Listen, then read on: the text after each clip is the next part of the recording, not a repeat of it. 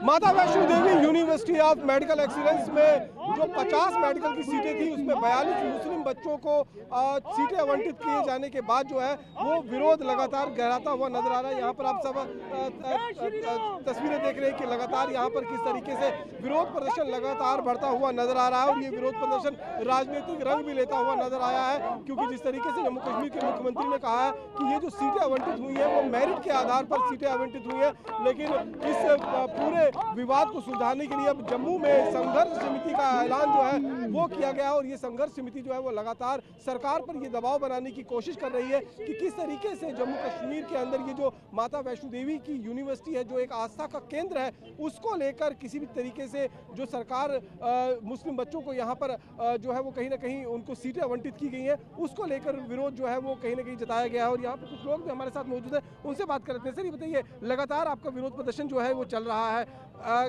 पिछले करीबन 3-4 हफ्तों से ये विरोध प्रदर्शन चल रहा है, अभी तक कोई मसला सुलझने का नाम नहीं ले रहा है, क्या रहेगा आगे की रणनीति आपकी तरफ? वैष्णो देवी माता की जय, जय श्री राम। ये जो आपने सवाल किया है कि मसला नहीं सुलझ रहा है, मसला नहीं सुलझने का यही है कि जम्मू के साथ, जम्मू के युवाओं के साथ और खासकर जम्मू के हिंदुओं के साथ शुरू से ये भेदभाव चलता आया हुआ है। श्राइन बोर्ड आंखें मूंद करके सोया हुआ है, एलजी प्रशासन आंखें मूंद करके सोया हुआ है और जम्मू कश्मीर की सरकार, उमर अब्दुल्ला सरकार, जो कि शरेआम ये कहती हैं एक मुख्यमंत्री होने के नाते कि जम्मू के जो युवा हैं वो नाकाबिल हैं, उनमें इतनी पोटेंशियल नहीं है, इसलिए ये भेदभाव किया गया है। साथ में ही इस संतोष ट्रॉफी में जो हमारे बंदे नहीं भेजे गए हैं उसके साथ भी जो किया वो बोलते हैं कि हमारे लड़के जो थे काबिल थे इसलिए उनको किया गया। संघर्ष समिति का सिर्फ एक ही कहना है, एक ही मानना है कि हम अपनी आस्था के साथ खिलवाड़ नहीं होने देंगे और जब तक इसका कोई बताइए, आपको लगता है कि नहीं कहीं डेलिबरेटली ये कदम जो है वो सरकार की तरफ से उठाई गई है? बिल्कुल आपने सही कहा, ये डेलिबरेटली ही किया जा रहा है। जब जब एनसी पीडीपी सरकार आई है जम्मू को इन्होंने आंदोलन में झोंका है, जब जब भी ये सरकार आई है, इससे पहले आपने 2000 यहाँ पर देखिए, एक बार फिर यहाँ पर देखिए हंगामा शुरू हो चुका है और सड़क को पूरी तरीके से जाम कर दिया गया है। यहाँ पर पुलिस यहाँ पर पहुँच चुकी है और अगर तस्वीरें अगर आप देखेंगे तो किस तरीके से रोड को ब्लॉक करने की कवायद जो है वो संघर्ष समिति की तरफ से की गई है, लेकिन पुलिस यहाँ से अब जितने भी लोग हैं उनको हटाने की कोशिश कर रही है। पिछले काफी समय से ये विरोध प्रदर्शन जो है वो चलता आ रहा है और यहाँ पर अगर आप देखेंगे किस तरीके से जो है वो गाड़ियों को जबरन रोकने की कवायद जो है वो संघर्ष समिति की तरफ से की जा रही है। आपको याद होगा कि जब बाबा अमरनाथ जी का लैंड रो हुआ था 2008 में, तब भी इसी तरीके से संघर्ष समिति का गठन हुआ था और करीबन 2 महीने तक पूरा जम्मू जो है वो बंद रहा था कश्मीर में उमर अब्दुल्ला के एक बयान को लेकर। और आज फिर उमर अब्दुल्ला जम्मू कश्मीर के मुख्यमंत्री हैं और जिस तरीके का उनका बयान हिंदुओं के अगेंस्ट में और एक धर्म विशेष के समर्थन में जो है वो आता हुआ नजर आ रहा है। हालांकि वो मेरिट की बात कर रहे हैं, वो नियम और कानून की बात कर रहे हैं, लेकिन यहाँ पर जितने भी लोग हैं उनका साफ तौर पर कहना है कि किसी न किसी तरीके से आहत हुए हैं हिंदू जो धार्मिक लोग हैं, क्योंकि माता वैष्णो देवी की जो यूनिवर्सिटी है वो हिंदुओं के चंदे से चलती है और हिंदुओं का जो चंदा वहाँ पर चढ़ाया जाता है, जो भेंट चढ़ाई जाती है, उसी पैसे से यूनिवर्सिटी का कामकाज चलता है। तो ऐसे में हिंदुओं का ज़्यादा हक जो है उस यूनिवर्सिटी पर बनता है, ना कि मुस्लिमों का। लेकिन विडम्बना देखिए कि जब नीट की परीक्षा होती है और सीटों का आवंटन होता है तो निश्चित रूप में वहाँ पर जो 50 सीटें हैं उन 50 सीटों में 42 सीटें जो हैं वो सीधे तौर पर आवंटित कर दी जाती हैं मुस्लिम समुदाय के बच्चों को लेकर, उनके लड़कों को लेकर। और उसके बाद अगर आप देखेंगे तो ये लगातार जो है वो संघर्ष जो है वो चलता हुआ यहाँ पर नजर आ रहा है। यहाँ पर आप देखिए लगातार विरोध प्रदर्शन का दौर जो है वो इस समय यहाँ पर चल रहा है और कोशिश जो संघर्ष समिति की तरफ से है वो इस बात को लेकर है कि यहाँ पर किसी भी तरीके से यहाँ पर इस विवाद को सुलझाया जाए, लेकिन यहाँ पर देखिए विरोध प्रदर्शन जो है वो लगातार किया जा रहा है और ऐसे ही हम सड़कों में रहेंगे। अभी ये हमारे अपने लोग हैं, हम अपने लोगों को तंग नहीं करना चाहते क्योंकि ये हमारी ही जनता है, इसलिए नहीं तो मजबूरन हमें कोई हार्ड स्टेप उठाना पड़ेगा। उसकी जो पूरी जिम्मेवारी होगी वो एलजी एडमिनिस्ट्रेशन की होगी।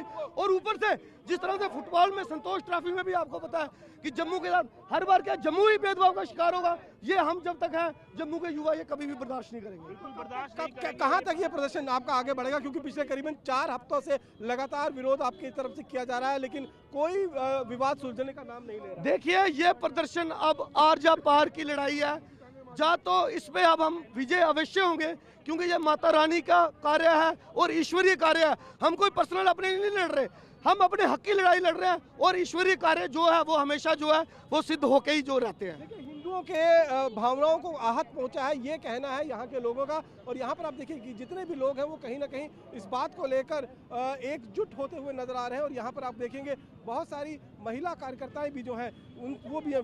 मैम, आपसे जानना चाहूंगा कि किस तरीके से आप देखते हैं, जिस तरीके से देखिए, बहुत सहनशीलता के साथ हम अपनी बात को रख रहे थे, परंतु जिस प्रकार से हमारे साथ पुलिस ने जबरन हम लोगों के ऊपर हटाने की कोशिश की गई, ये विषय कोई हम लोग किसी अरे गहरे विषय के ऊपर बात नहीं करें। हमारी आस्था का प्रश्न चिन्ह है, हमारी आस्था को बार बार ठेस पहुंचाई जा रही है और आप हम पे ही लाठीचार्ज कर रहे हैं। एलजी साहब को कहिए कि एलजी साहब, अगर आप भूल गए हैं तो अमरनाथ यात्रा आपको याद दिलाते हैं हम। अगर आप चाहते हैं कि पूरा जम्मू एक बार पुनः बंद हो, पूरा जम्मू के निवासी सड़कों पे हो, तो आप देख लीजिए आज यहाँ से आपको कॉल दी गई है और आपको ये चेतावनी के लिए पूरे जम्मू में प्रदर्शन हो रहे हैं। आप अभी भी अगर हमारे विषय की सुनवाई नहीं करते तो आगे आने वाले समय में जम्मू में जो कुछ भी होगा उसके जिम्मेवार केवल श्राइन बोर्ड और हमारे एलजी साहब होंगे। पिछले 4 सप्ताह से लगातार ये विवाद गहराता हुआ नजर आ रहा है, लेकिन कोई भी रास्ता निकलता हुआ नजर नहीं आ रहा है। तो क्या ये चेतावनी समझे और इससे आगे कहाँ तक बढ़ते? देखिए, इसके बाद आज तो हम लोगों ने फिर ढील दे दी है। अगर हमारे मसले का हल नहीं होता है ना, तो एलजी साहब को बोल दीजिए कि आपको आपके घर में ही बंद करेंगे और पूरा जम्मू का जन सैलाब आपके घर के बाहर उतरेगा। उमर अब्दुल्ला तो साफ कह रहे हैं कि ये मेरिट के ऊपर जो बच्चे जो हैं वो चुनकर वहाँ पर आए हैं, तो इसमें कानून और यूनिवर्सिटी का जो संविधान है वो सीधे तौर पर जो कहता है उसी। उमर अब्दुल्ला साहब को याद दिला दो कि हम लोगों को कानून और संविधान की हिदायतें मत दे, फेयर एडमिशन की हिदायतें मत दे। हमें भी पता है कि आपने किस प्रकार से वहाँ पे एडमिशंस की है। एक दिन पहले आप लोग नोटिफिकेशन निकाल के अगले दिन काउंसलिंग करते हैं और फेयरनेस हमें दिखा रहे हैं। उनको बोलिए आपका इस मसले से कोई लेना देना नहीं है, और अगर आपको एक ही खित्ते की हिमायत करनी है ना, अपना इस्तीफा दीजिए और घर बैठिए।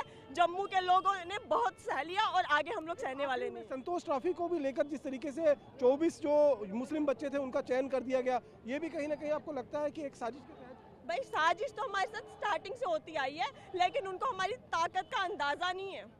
अगर देखनी है तो बोलिए, बार बार प्रहार कीजिए, जवाब जो होगा ना वो प्रचंड होगा। जवाब जो होगा वो प्रचंड होगा। और सीधे तौर पर यहाँ पर जितने भी कार्यकर्ता जो यहाँ पर संघर्ष समिति बनाई गई है उसके यहाँ पर मौजूद है। यहाँ पर आप सीधे देखिए एक बार फिर, यहाँ पर गाड़ियों को ब्लॉक कर दिया गया है, रास्ता पूरी तरीके से बंद कर दिया गया है और कवायद की जा रही है कि किस तरीके से यहाँ पर अपनी मांगों को मनवाया जाए। मांगे साफ है कि जिन 42 बच्चों का यहाँ पर सीटों में आवंटित किया गया है उनको किसी दूसरी जगह पर शिफ्ट किया जाए और यहाँ पर जो माता वैष्णो देवी का श्राइन बोर्ड है वहाँ पर सीधे तौर पर हिंदुओं की सीटें हैं और हिंदुओं के बच्चों को ही यहाँ पर जो है उनको सीटें मिलनी चाहिए। तो ये विवाद लगातार जम्मू में गहराता जा रहा है। देखना होगा कि आखिरकार इसका निदान किस तरीके से होगा।